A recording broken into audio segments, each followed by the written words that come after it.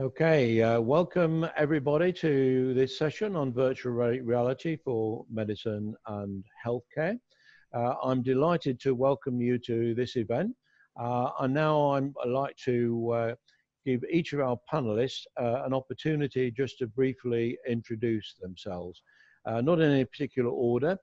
So Amir, I'm not sure if I pronounced your name correctly. Amir Bozogzadeh, is that correct? Okay. That's an excellent. He's from Portugal. So would you like to introduce yourself, Amir? Yes, hello. Thank you again for having me. You know, we've been working in the VR space for a few years, touching in different areas like many of the other people in the startup ecosystem. And what we found ourselves right now is, I would suppose, healthcare is serves as like pretty much one of the most critical use cases of the technology. And so that's where we sit. My company is Virtually. We're a cognitive assessment and training startup that has an app that offers a library of games that are designed to test and train your different cognitive abilities, like your memory skills and your spatial orientation skills, your motor skills. And it's all about having a daily session to improve and address not only your attention level skills, but also potentially address cognitive illnesses, cognitive impairments, and learning challenges. We're primarily based in Lisbon, but we also have a small office in the UK. Thank you very much. Just to respond to a question I've had already, this session will be recorded, so anybody who has to leave late, I'm not encouraging you to leave, but if you have to leave early, it will be recorded and will be published later on. So Steve, would you like to introduce yourself? Yes, thank you, David. I'm the chairman of a company called Medical Realities, and I have a background in VR and AR, which goes back over 12 years now. And I started Medical Realities with a well-known training surgeon called Professor Shafi Ahmed. And Medical Realities now does training and education for medical students, but also healthcare professionals. We've sort of branched out into doing work on what's called OSCEs, which are objective clinical examinations for students, and also following up with that with CPD work, which is continued personal development for healthcare professionals. We were probably one of the pioneers of using VR for training and education purposes, and we hope to continue that into the future. Okay, thanks for that, Steve. Xavier, would you like to say a few words about yourself? Sure. My name is Xavier Abadi. I'm from France. I'm a Chief International Development Officer in a company called Simple Health. And what we do at Simple Health is also training and education for healthcare professionals. And this is our only activity. Basically, our activity is split into two different media or supports. One is a screen-based simulators that we can create for students or skilled doctor continuous training. And the other one that is of interest today being VR for healthcare professionals, nurses, doctors, any kind of training. Okay, thanks, Xavier. And last but not least, David, would you like to say something about yourself? Hi, yeah, I'm David Salt from the UK, Southport. I run a company called Immersion Interactive. We do shared VR, which is basically projecting onto the walls of a classroom to have that mixed reality of having the live props, whether it be a mannequin in the right settings. So instead of wearable tech, we sort of project onto the walls of the classroom and change the environments, whether it's pre-hospital training or in-hospital training. We also do healthcare work with special needs kids as well. So it's the holodeck fundamentally is what we do.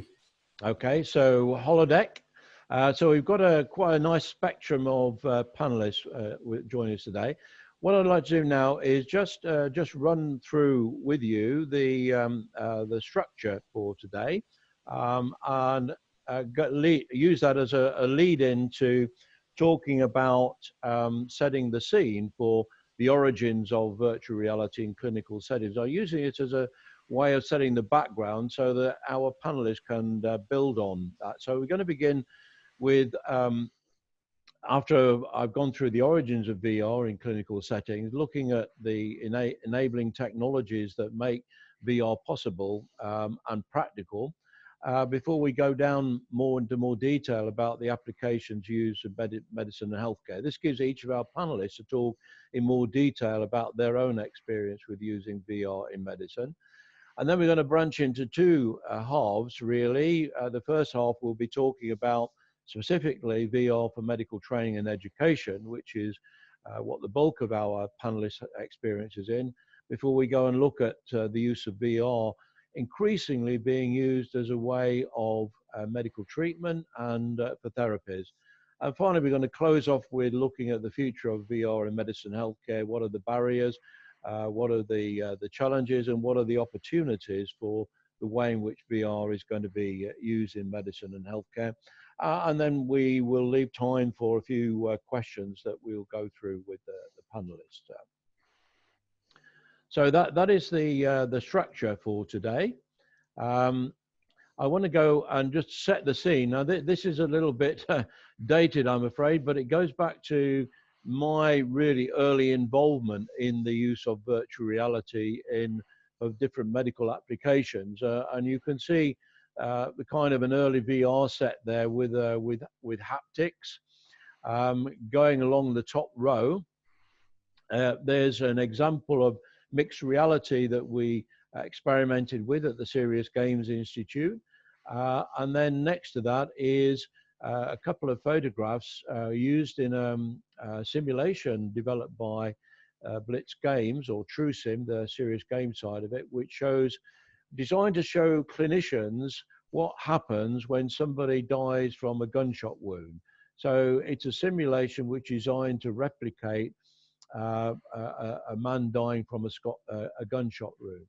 To the right of that, there is a virtual world application which was built in Second Life, and this was designed to show how you can use virtual worlds of virtual reality in conference settings. So instead of a seminar, webinar like this, you actually bring your avatar into a virtual world environment. Along the bottom row is one of the very early examples of having virtual reality for medical training. This is for paramedics training. And again, it was developed by TrueSim, and it was designed to simulate a city center after an explosion and designed to train paramedics in triage.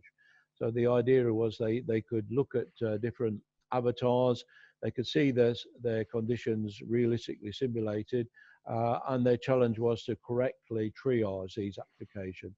And to the right of that is a patient simulation, which was designed to generate artificial avatars who could replicate a medical condition.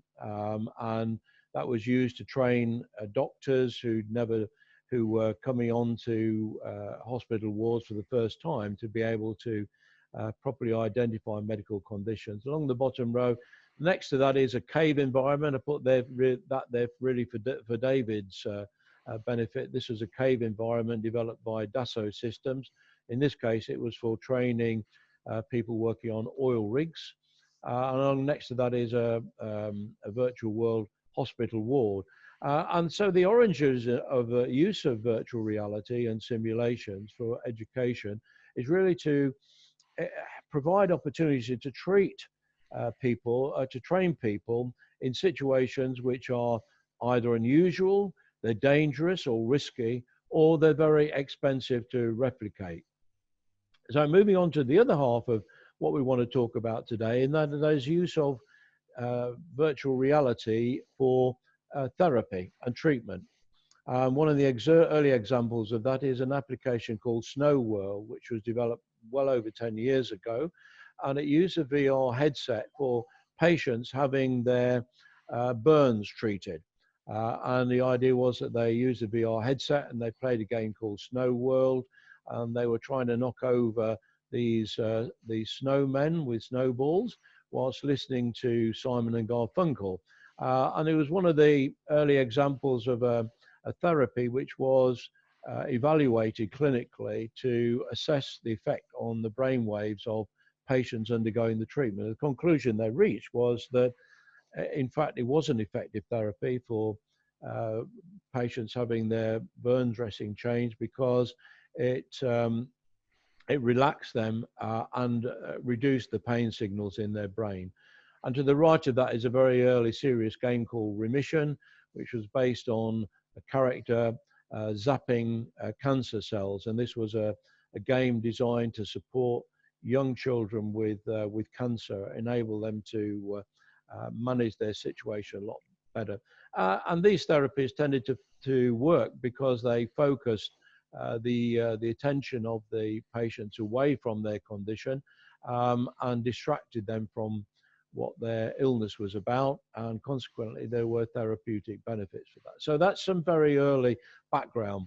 I want to go now straight into asking each of the panelists how they've seen the technologies evolve from those days, and what the current state of play is. And I'm going to begin by asking Steve Dunn to share his experiences about the way technologies have evolved. Right, that's a big question, David. I think an example of where we started off with medical realities to actually get over one major problem. And it was a problem that Professor Shafi Ahmed was having when he teaches medical students about surgery. When he was doing an actual teaching operation, he wasn't allowed to have more than 2 medical students in the operating theatre with him, and he actually has over 300 medical students under his wing. So it doesn't take a rocket scientist to figure out that the vast majority of his students weren't getting the advantage of that particular operation. I've been doing some work in filming of 360-degree virtual reality. And we decided to try and use that. And so we actually sort of filmed him doing an operational live in 360, and then showed that to the students, who were all amazed, because it was something that they got for the first time. They could see exactly what was going on, not only by the operation itself, but also around in the operating theatre, seeing what everybody else in the operating theatre was doing at a particular time. And they got sort of chances to ask questions and things like that, which are handled on a Twitter feed. To date, our largest audience for a live 360 operation is over 55,000 people around the world, with sort of follow-ups of nearly 500,000 people viewing it afterwards. And I think that's one of the things that you can do with VR. The whole point about it is that it's scalable. And it's scalable on a worldwide basis. So you can create resources that can be sort of quite expensive when you start off with, but if you actually sort of bear in mind that you're actually sort of creating resources, they're actually going to be available for everybody around the world, then the actual sort of cost actually doesn't seem too bad. We then added lots of things like hotspots and more interactivity, and now we're adding simulation onto that. The difference between sort of filming something in real life is that you get the immersiveness of viewing it back in a VR headset, but you can't interact with it. So you can't actually sort of reach out and touch people and things. But in a full simulation, a CGI simulation that can be created, you get the advantage of being able to interact, pick up things. And our hope is that we can actually then sort of add full simulations where people can actually be educated, be trained, and then actually sort of practice what they've been trained and educated on by the top surgeons in the world. This, of course, we're adapting in other various areas. And really the sort of pace of change is just going between the sort of how the hardware, the headsets and the computers that go with the virtual reality offerings are developing. And over the 5 years that I've been involved in medical realities, we've seen headsets come and go, but we're now sort of seeing a sort of number of headsets sort of coming to the fore. And I think that this actually is very good, because it actually means that there's standardization, which is going to help. That's going to help bring the price down, and also it's going to start people not being afraid to use this new technology in the future.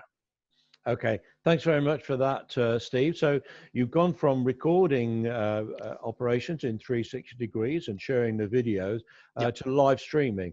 And live streaming to 55,000 people is no mean feat in 360 degrees. So really very, very impressive.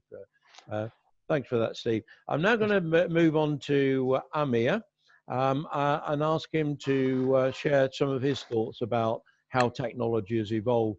You're a young man, Amir, so you probably won't remember any of the stuff that I showed before. I used to write since from 2015 to 19 last year for VentureBeat, and I did a lot of research on those historical cowboy days. You know, I'm well aware that this is the third, and even by some people's count, the fourth wave or generation of VR attempting to become something mainstream. And I'm very well aware of all of the researchers and institutes have spent even 20 years ago using VR for desensitization therapy and a host of different use cases that it has proven itself already. And the problem has always been about, you know, whether the form factor and the technology that has to be put into place can do the trick properly. And I believe that it's always been too early, and that's the reality of the situation until even right now, the powers that be are more or less still trying to force the industry down the road of a prioritization of escapism use cases. Entertainment is still very much hard to you know, steer away people's attention when I speak to people about the VR sector and the industry right now, even without them knowing about the history of VR and how its use cases have very much been tailored for serious and critical use cases, particularly for the education and healthcare sectors. If they're not aware of that particularly, they'll construe VR as entertainment and VR as games. They won't understand that the two industries, consumer and enterprise, need to be very sharply contrasted and kept into two different buckets and not spoken in the same breath as if it's the same industry, one and the same.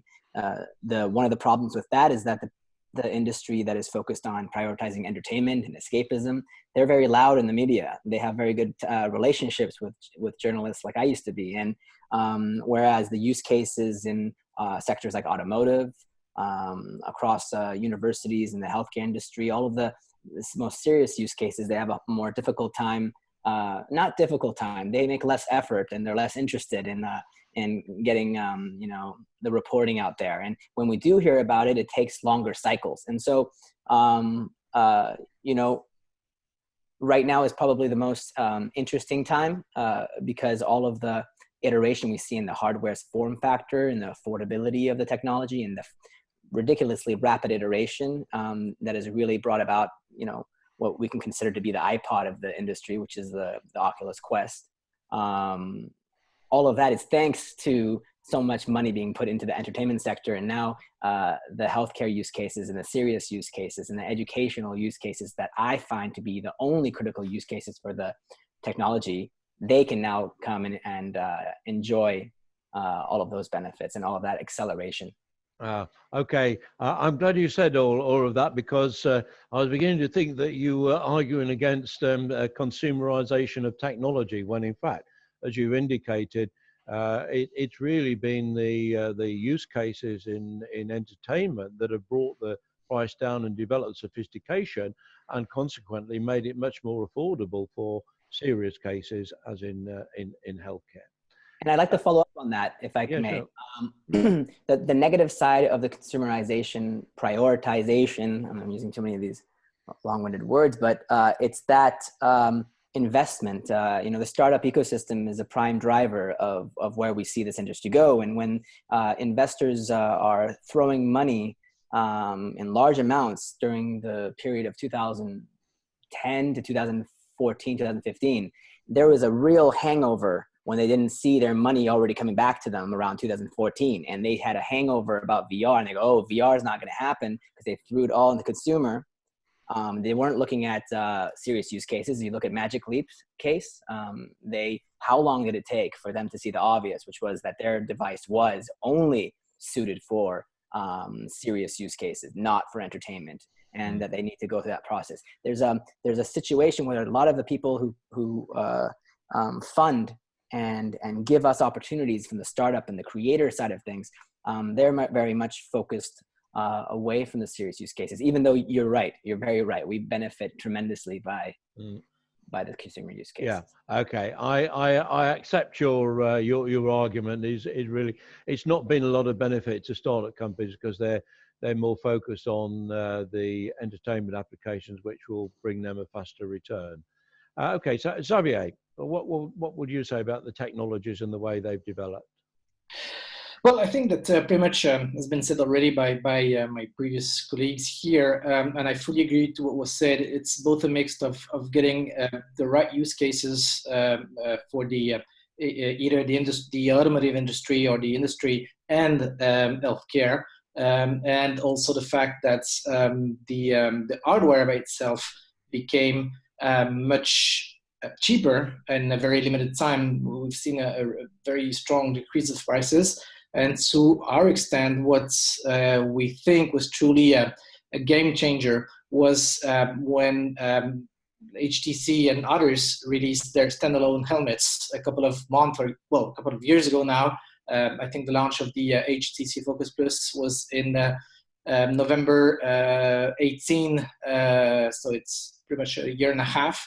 So what we feel from our customers or from our from field return is that prior to that, people were starting to see the opportunities and the thing that they could do with VR, but they were still a little bit reluctant because it came with a setup that was complicated, or at least they felt was complicated, with different cameras, with a big computer that was clearly a little bit expensive because of the graphic cards and everything. So it was something that they were interested in, but still were a little bit reluctant to make the step that will drive there, or they would if we were there to support them and provide some assistance and some service around to the solutions that we were selling. With the recent standalone helmets, this is almost disappearing. You can just put them on like this. It's a battery, or you just plug them. It's very easy. It calibrates itself whether you're standing or seated. So it's much easier to play with and at least to use. So I would say this was also one of the major game changer. And the price, of course, also is something interesting. Though those standalone helmets are sold for I don't know, $800 US. So they became quite affordable for companies and even hospitals or institutions to have them. Okay, thank you, Xavier. And now finally, last but not least, I'm going over to David. David, you work with cave or virtual room technologies. How has technology changed in recent times with those? Because it's some years since I met you. Yeah, so we've been doing immersive spaces for about 8 years now, which is fully 3 walls and a floor interaction. So definitely the cost effectiveness of projectors, the more effects hit there. And then the use of our software so the end user can create their own content. So the 360 cameras is probably the biggest driver for us. The Insta1X is probably the go-to camera for the consumer at the moment. So the ability for them to create their own content and interactive content as well, using hotspots and other interactions on the walls. So definitely the graphics card being a bigger driver, cost effectiveness then, but definitely the 360 cameras. We've got a Titan camera that's we go out and film when we do it professionally, but the Insta1X has definitely helped us. The ability for them, the end users, to go and film, whether it's domestic dwelling or whether it's in hospital. So that I would say that's the biggest driver for us.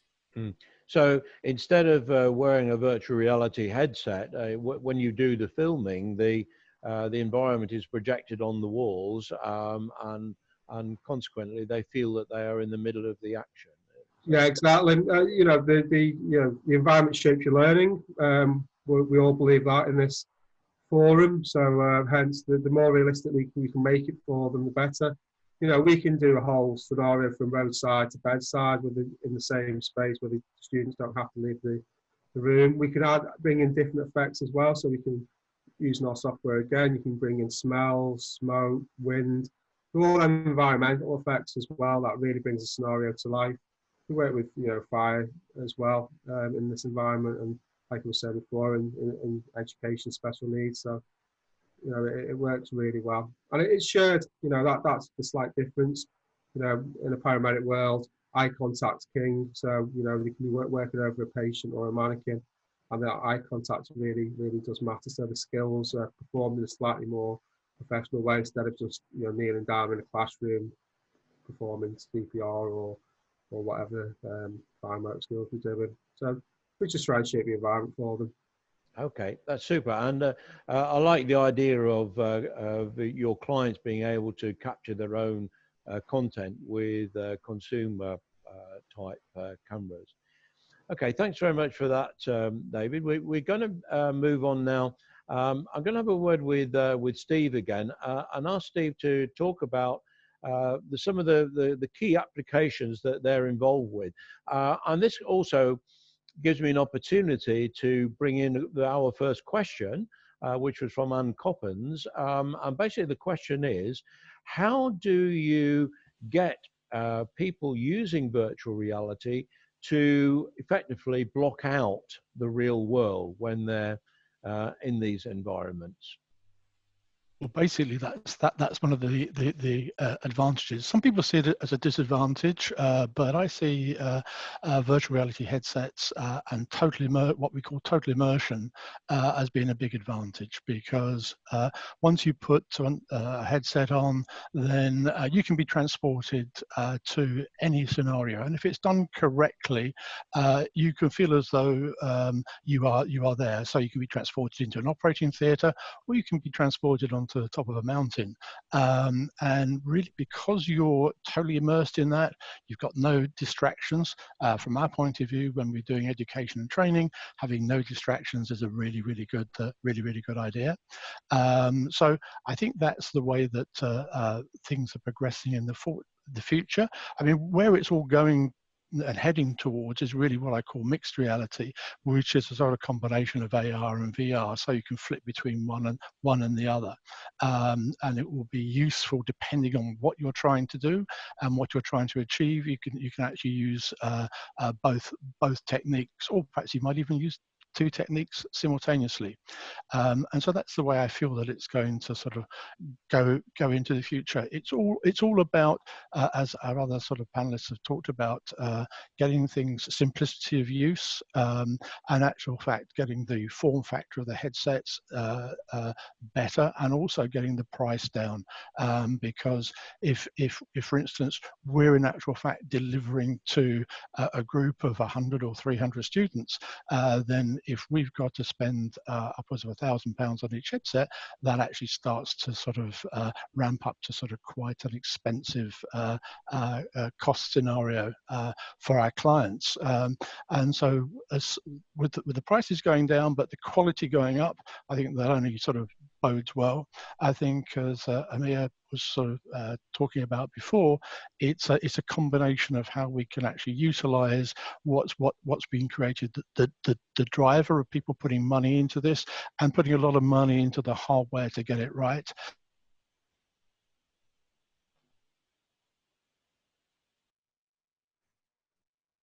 Hello, you're frozen, Steve.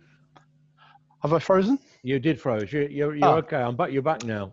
Sorry. Okay. Yeah. It's a sort of. I think it's the technology here in London is not up to the job just yet. It's telling me that my internet connection is unstable, which reminds me that I should have said this right at the very beginning before we had everybody join us. If by any chance I disappear or I get frozen, please carry on without me, because I can run out of the barn that I'm in now into the house and log on in there. So I'm relying on you guys to keep the session going. So what do you see as being the most popular applications that you have to deal with? What are people wanting to be trained on?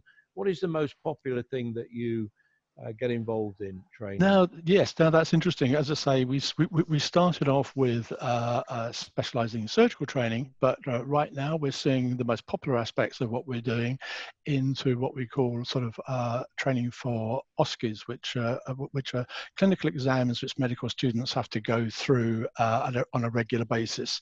And they're really one-to-one examinations. They're very frightening to actually sort of take part in, because you're marked down on doing clinical scenarios with one person watching every move you make, and you're marked down on any mistake you do. So the more you can actually sort of understand about that and also practice on what you're doing, the better it is to take part.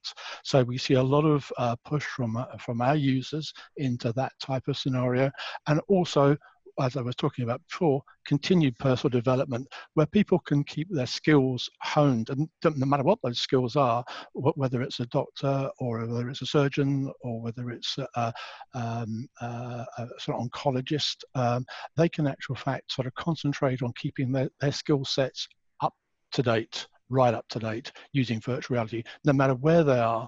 And the great thing about being able to utilize virtual reality means that, for instance, students don't have to all be in a lecture theatre. They can actually sort of attend these virtual training and education modules anytime, anywhere, at their convenience. Okay, thanks for that, Steve. Amir, what kind of, can you go through the most popular types of applications? What do people experience when they're using your applications? Well, our applications are, you know, and the long vision of it, certainly a digiceutical, but at the current state, what we're developing is a library of games that are designed to, you know, test and train your various cognitive abilities. And that's a task that isn't short term. We're at 6 games right now, and each of these games are specifically targeting, let's say, flexibility and task switching and spatial audio awareness, and they're all experiments in one shape or form, because as anyone who's developed VR knows, we call it development hell for a reason. Developing a new application with 3D environments, there's all sorts of things that can go wrong. And you have to make these games also perform to Oculus and the hardware manufacturer's expectations, which is another learning curve, a steep learning curve. But throughout the next several months and up to the end of the year, we have a plan of 20 games. The experience so far, we've had a beta version available on SideQuest, on the Rift Store, and on available for the HTC Vive Focus Plus.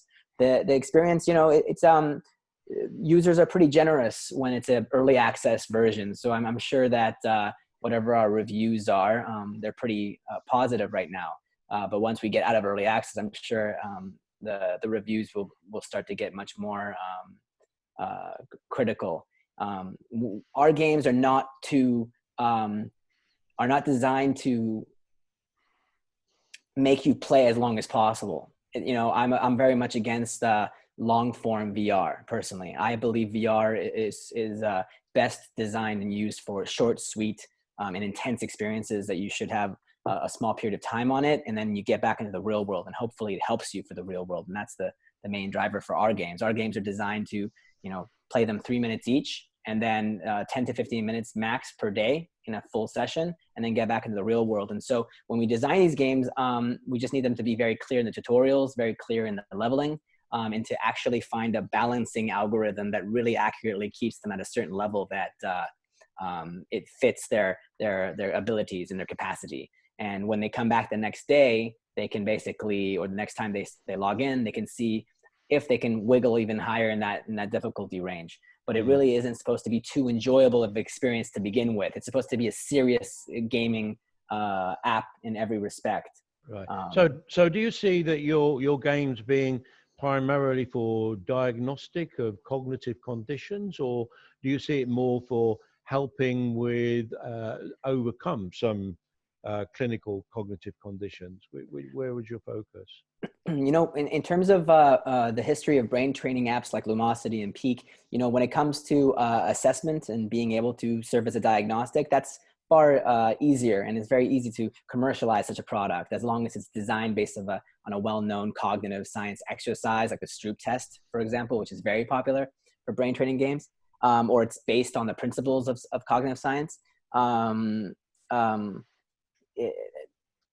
It's very easy to, not easy, but very straightforward to create a product that will service diagnostics. And that is certainly what we are at the immediate moment, because we cannot go along the track of telling anyone or marketing like Lumosity did some years ago, and the FDA fined them quite a bit of money because they marketed something that their technology it has not yet conclusively been proven to do. There is lots of evidence to say that suggests that VR brain training can help for X and Y and Z cognitive scenario, but there is no peer-reviewed, conclusive, cemented kind of idea that it can do that. And so we're working with 8 research institutes across North America and Europe. In the UK, the National Innovation Center for Aging at Newcastle University. And we're working with these institutes to go down the track of pilot studies, feasibility studies, and then eventually phase 1 clinical studies, and all going down the track of, how does these brain training games regularly help for conditions like dementia, or serving as a precursor, way to detect the early onset of cognitive illness, or the VA Healthcare Center in San Francisco, they're interested in addiction research, or diabetes research at White Plains Hospital, so it's a long road to prove the secondary part, but that's certainly our vision, is the secondary part. What we know that it's effective for now is the diagnostics. Yeah. Okay. That's a good answer, and that aligns with pretty much what my perception of the way things are. Xavier, what are the most popular applications you get involved with your company? Well, we are involved in digital simulation. That means that what we do is create VR experiences or screen-based experiences that are simulators. It's the way we see it, or at least the way we used to describe it, is exactly like you are doing flight simulation to learn how to fly a plane. The exact thing, or the exact same mechanism, can apply to simulation and learning into medical studies, or medical experience, or nursing experience in studies. So basically, simulation has been existing in the medical field and medical learning and nursing studies forever, whether it's standardized patient, whether it's mannequin-based, low fidelity to learn some procedures, or high fidelity. VR comes in the stage somewhere as a missing link between full theory and practice. Medical simulation is often described as like never the first time with the patients. Of course, there is always a first time with the patient, obviously, but at least the idea is never in training with the patients. So prior to seeing the patients, you have to train. You have to how would I say that? Yeah, to train on either on a screen or a VR experience. So our softwares, our VR experiences, are more often used in larger scale training sessions, simulations, with an introduction, the VR experience per itself, and then a debriefing. And simulation debriefing is a very important key part of the learning process. To quote 2 examples that we've been working on recently, both are on nursing, but basically it could apply to other medical specialties. We have worked with the nursing schools in France, mostly the one around Bordeaux, because we're based in Bordeaux, in the southwest of France, to develop a collection of 9 simulators that covers the competencies that student nurses must acquire throughout their 3-year studies. We have added 2 simulators that are VR-based. One is for blood transfusion, and the other one is for, how would I say that, handling a patient that has an implantable chamber. You see this patient that have antibiotherapies or pain therapies, little chambers inserted under the skin, that you can fill with any antibiotics or painkiller. The use, when the nurse has to, for example, prepare a blood transfusion, they are very stressed because there's a lot of procedures, there are a lot of steps to be followed. They have to take it very seriously. So when it comes to learning procedures, getting into it, as Steve said, it's very immersive. So when you put on your goggles, when you put on your VR glasses, you're just like in the patient room preparing a blood transfusion, or in another example, at a patient's house, you're a nurse. Now you're not a learning nurse, you're an experimented nurse, but you have to deal with a patient that has a dressing for a PICC line, which is central venous access. And you have to go through all the procedures to take care of your patients, limit all the risk linked with asepsy, and the correct positioning of the dressing, of the drapes, and everything. So all these experiences, all these exercises do come from the field, and they are meant to be taught to either initial training or continuous learning, but in a set of a larger training scheme. Okay, thank you for that, Xavier. David, to you now. What are your most popular applications that you work with? Yeah, so pre-hospital paramedic training is where we probably focus on most in healthcare. Setting that scenario up. We do a little in hospital as well. We work quite heavily with Jones and Bartlett over in the US. They write the courses and we immersify them really. But yeah, it's pre-hospital. We work in the mental health as well, sort of hospice, palliative care as well. So yeah, pre-hospital, setting up the scenes.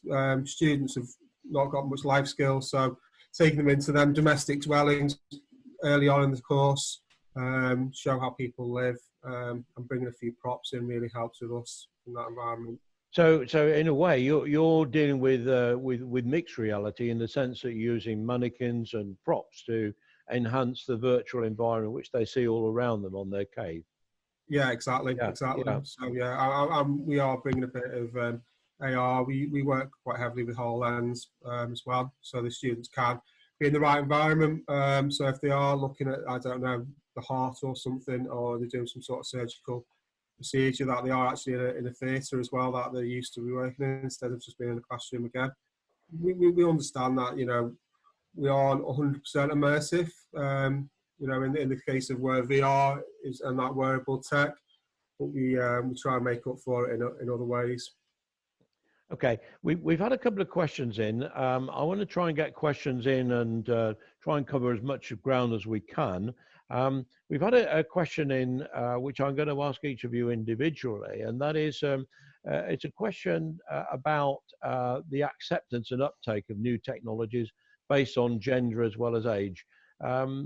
Are there any groups, either older or younger people, more enthusiastic? Are men and women more reluctant or even impacted by the technology? What's your feeling about gender and age differences? David? In our space, because we started off in the special needs environment, predominantly it's teachers, ladies teachers, so we've had to make the software as simple as possible for them to use, whether that's creating the content or actually working in a space. So we've got, you know, it doesn't really matter from what age or what gender. You know, it's a very simple system. We work with everyone, and we've never had any real fallout from anything. Okay, I'm gonna ask the same question to Xavier. Xavier, have you noted any difference in uptake and reluctance? It's not well. To our point of view, it's not a case anymore. However, at the very beginning, it was fun because counterintuitively, the elder doctor that we would talk to were very much eager to jump into it and to try it than younger doctors. Now it's being more widely known, so we have less this kind of experience. But initially, it was fun because we all noticed in the team that when it comes to doctors in their 50s, 60s, they were always very happy to try it and to move on whether most of the younger doctor, I would say, oh no, I've seen that before, I'm not interested into it. Okay, Amir, what's your thoughts on this? Have you had any differences in uptake or reluctance? Well, on the we're both consumer and enterprise, because we have ourselves available on the app stores, and on those app stores we do see a huge predominance of men, aged 25 to 40. Very few, maybe 5%, actually self-identifying as women. On the elderly side, we're very reliant on our institutional partners doing, giving these VR headsets to patients who are, for example, in need of them for telehealth, situations. And so it's actually a volunteer basis. And so I haven't actually seen too much of being able to judge at this stage. Okay, thank you for that. And Steve. Well, David, I think that we've only ever had one sort of pushback, and that was related to a surgeon who was well into his 70s.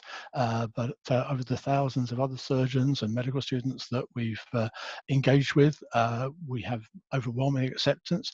There doesn't seem to be a particular sort of bias, gender bias, one way or the other. But I think it's important that when people have their first VR experiences, it's a good one, because if it's a bad one, then that can actually sort of put them off of VR, and it takes a long time to sort of get them back into VR. So as I say, I think it's important that the first experience they have, whether that's in gaming or whether it's in training or education, is a good experience. Yeah, okay. I'm now going to go into looking at the future of VR to try and summarize some of the things that I've heard so far from all of you. Is that clearly VR in medicine and healthcare is very much growing in popularity. And we've seen that developments which have meant that users have been able to use consumer devices like 360-degree cameras to do their own recording, to create their own content. So I'm going to ask you, each of you, to try and say a few things about the future of VR in medicine and healthcare. What are going to be the opportunities and challenges? Are more training developers going to get involved in creating their own content because the tools are more usable and 360 cameras are more affordable? Are we still going to have the same problems with the FDA and clinical validation? Is this a barrier to companies wanting to develop their products for the marketplace? And another question I'd like to ask you is, what difference has COVID-19 made to you? Has it made people more acceptance of having a greater acceptance of virtual reality and the use of these technologies because they've had to use them to communicate during COVID-19? What impact is COVID-19 going to have on the future of VR and healthcare? So there's a lot of questions there. I'm going to bring with you, Amir. What's your thought on the future? What do you see ahead, and is life going to get easier for you? Is the FDA acceptance going to become more usual? I've noticed that a few more companies are starting to get FDA approval for software applications and medical profession. What's your thoughts on this? Even it was March 5th that the FDA had that public workshop, inviting companies in the US particularly for, what really caught their interest was the chronic pain and why VR causes such a pain reduction in so many pain, and so many receptors. They don't really understand it, but it's so significant and it's such an exciting use case. And we have these very a lot of companies popping up all over, or very actually mature startups in this space, like Applied VR and Behavior and Mind VR in the US and XR Health in the US. And SciS is a very large XR Health platform in Spain, for instance. And then we have Sync VR in the Netherlands. They're popping up all over, and they're serving as platforms for dozens, if not hundreds, of hospitals that are actually using their platforms and looking to their platforms as giving them not just only those particular content solutions, but also an expanded library. And so we're getting, as our company, we're getting inbound requests from some of these platforms who want us to, be creators that go in and plug in and integrate our solutions and add to their library, because they can't be specialists in every category of VR healthcare solutions. And I do see this specialization going on, and I don't think providers themselves, the actual institutes, are going to be creating these types of content themselves, because these other players are really going all in. XR Health just raised another round of, I believe, 7 million, and they will just double down on creating their platform properly. And I think a lot of these platforms will serve as distributors, just like the consumer app stores are. They'll serve as distributors for a lot of creators, independent like ours. So I don't see DIY too much happening. One of the questions you just mentioned, SIAS. What do you think of SIAS? That's been one of the questions asked by one of the participants. Well, I think they're one of the trailblazers, in a country like Spain, and they're quite big. I mean, if there weren't SIASes, there would be less of us. And I mean myself, smaller startups in much more niche focused areas that wouldn't be able to speak to investors or to hospitals with the same level of readiness that I meet with some of these hospitals that already know about VR, and they already know about all of the applications, at least some of the big ones. They're already kind of ready to talk about this, and they know about the headsets. And that's because of companies like SIAS that have kind of pioneered the marketing and the spiel and the creation of the technology that has, more or less made it somewhat mainstream and much more removed a lot of the reluctance, right? Mm-hmm. So, Steve, what's your thoughts on this? Well, I think that basically, I think we want to make sure that what's available is fit for purpose, and I think that FDA approval and things like that is obviously very important, sort of going forward. I'm worried a little bit about some of these platforms, the sort of medical reality YouTube style platforms, is that the quality of what you're going to get on there is only as good as the quality that goes in, and so I think that's actually going to be sort of quite difficult for them to actually manage that and manage that in a way going forward that's actually going to be beneficial for everybody. I think that what I don't want to see is that in the UK, for instance, the app market in medicine is getting terribly fragmented, where a lot of trusts are actually sort of building their own applications, and they're all building the same type of applications. It's a complete waste of time and energy. I don't want to see the same things happening in virtual reality. And I think that with the advent of mixed reality coming in, as I mentioned before, but also, and really sort of spatial computing and understanding of spatial computing, that's going to enable sort of live interaction and overlays, and the possibility of remote help as well. So I think there's lots of things that sort of come into there. I'm a little bit worried about sort of too many people sort of doing sort of amateur productions, if you like, because that goes back to my point, where if people don't have good VR experiences, that's going to turn them off VR, and we have to try as a sector, and people sort of putting products into that sector, we have to make those products the best they are to make sure the experiences are the best they can be. Okay, thanks for that, Steve. Xavier. One of the very interesting movement that we're seeing at the moment is we started and we really did work on procedural learning in VR. That means, as I was saying before, learning how to, for a nurse or for a doctor to practice a specific procedure in VR prior to doing it with the patients. One of the very interesting move that we're seeing right now is due to the I think better acceptance of VR as itself, and also the improvement in techniques. And we've seen and we've worked on VR experiences that are more related to soft skills rather than technical skills. For example, we've made a simulator to work to how would I say that, help doctors, and especially in oncology, to work on their empathy, were announcing bad news to their patients. And in that case, it was breast cancer that has metastasized. So the idea here is to put them in their patient's shoes somewhere, and remind them that prior to give all the elements, all the technical information on the disease, all the technical information on the cure, and the way that the patient is going to be treated in the next couple of months, first in front of you is a human being, and they have to take care on about their fears and emotions, and work with all this. With the better technique, or at least our improvement in technique, we are also able now to have multiplayer scenarios where you can work on interdisciplinary skills. We've made for one of our customers a simulator that is fire in the OR, which is a very odd experience, luckily, but that happens. And when that happens, the surgeon, the anesthetist, the nurse must act together to treat correctly, and of course, as soon as possible for the patient's safety and everybody's safety.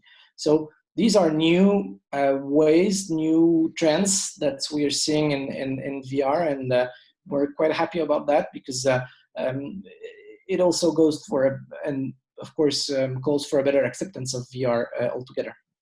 Okay, thank you, Xavier. And finally, David.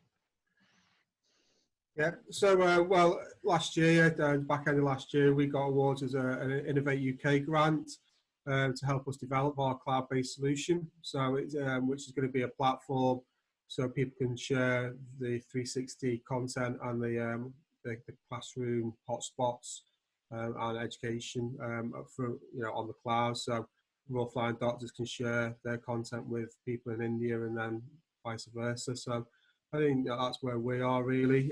So we're sort of trying to develop that platform because it's such a unique world that we're in, the immersive world. There's not many companies doing it. So that's I suppose it's the platform that we're trying to create slowly. Yeah. So looking at that, do you just reflecting on some of the comments that have been made before? Do you see? I think Steve mentioned the use of the word amateur, people using their own content to create scenarios which are not up to the kind of professional standard that you might create. Do you see that being potentially a problem with? Yeah, we have a quite heavily editing and system. So we will still have. We're not a YouTube. We never will be a YouTube. It's about 360 content, whether it's like domestic dwell, like we were saying before, or even if it's the beach in Brisbane. It's that type of content really. It's more. It's not educational. It's more just 360 backgrounds. But it'd be well worth other organisations having it. So I think this is reflected in also the other question that we've had from Man Coppens, which is about whether you're going to see an authoring wave for VR applications. Are we going to see a trend of more and more people wanting to develop that? Just go quickly around each of you. What do you think about that? Are we going to see a lot more people get involved in that, Steve? Yes, I think so, David. I mean, because I think as people sort of realise how useful it's going to be, I think that more and more people will want to actually sort of create stuff in VR, and I think that's only natural to happen. Amir? I totally agree. It's hard to really see it not happen like that.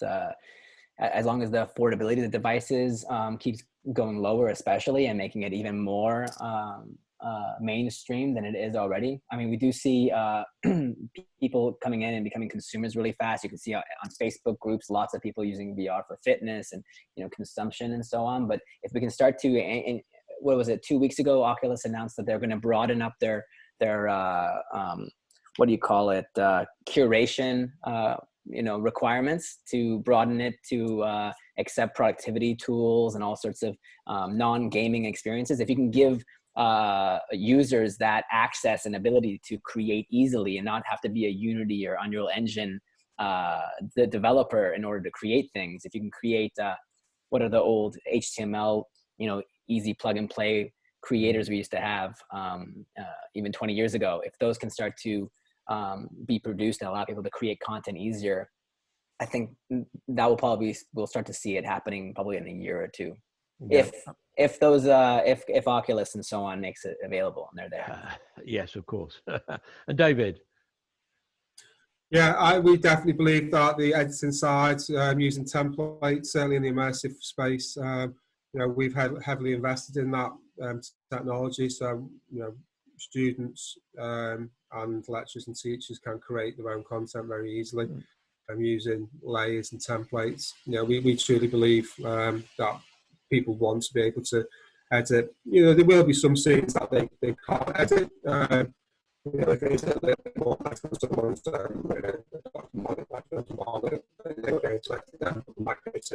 edit a few of the hotspots. But we truly believe that editing the 360 content on the immersive space is the key to it. People have got to get trained in the local environments. That's how we sell it. If you're over in Brisbane at the Royal Flying Doctors, you want to be trained in them environments. You don't want to be trained in Salford City General or down at on the Peak District. It's key that we get trained in the right environments so you buy into it. We want people to buy into this technology, and that's how we buy into it. And finally, Xavier, your thoughts on this? Well, I pretty much share the same thoughts as my colleagues here. It's definitely, we now have the use cases, we now have the technology that is affordable, and it's going to be more and more. So definitely we foresee that VR, at least in healthcare, but in other areas too, but in healthcare, all the assumptions and the figures that have been made are huge and do forecast a huge increase in figures and turnover in the next couple of years. So I think it's 5-point-something billion by 2025. So the figures are speaking for themselves. Yeah, I pretty much think that we are almost there, and the process has started, definitely. Okay. Well, I'd like to, at this stage, because we've reached the end of our scheduled time, I'd just like to thank all of the panelists. I've got some great insights into what's happening within the industry across a wide variety of spectrum, and also to thank the participants. This will be, as it has been recorded, and it will be posted on YouTube on the International Society for Digital Medicine site. I just want to conclude by just reminding you about a couple of upcoming events which you might be interested in. We have these, what we call New Normal Networking Fridays, where you get a chance to network with other people. And mostly they are about topics which will include this week's webinar on virtual reality in medicine and healthcare, but also it will cover what you can expect in next week's webinar, which is going to be on rehabilitation technologies.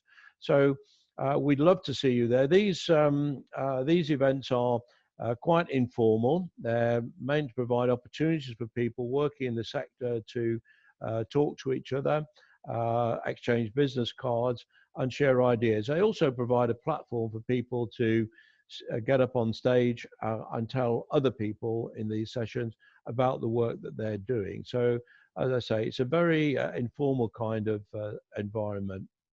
And finally, to mention, next Tuesday, the event will be on rehabilitation technologies. It will start at the same time on Tuesday, June the 2nd. And so that's it from me. You can find details about these events on the ISDM website, and I will be circulating emails through my normal ISDN e-newsletter. So once again, thank you very much to all the panelists, and thank you very much to the participants. Thank you, Dave. Thank you. Thank you, David. Thank you, David. Thank you. Goodbye, everybody. I'll close this session down. Thank you. Okay, take care. Bye-bye. And for those of you exiting at the moment, there is a survey to complete, which will give you a chance to assess what you thought of this session. And any feedback will be more than welcome. So for now, goodbye. Thank you. Okay, bye-bye.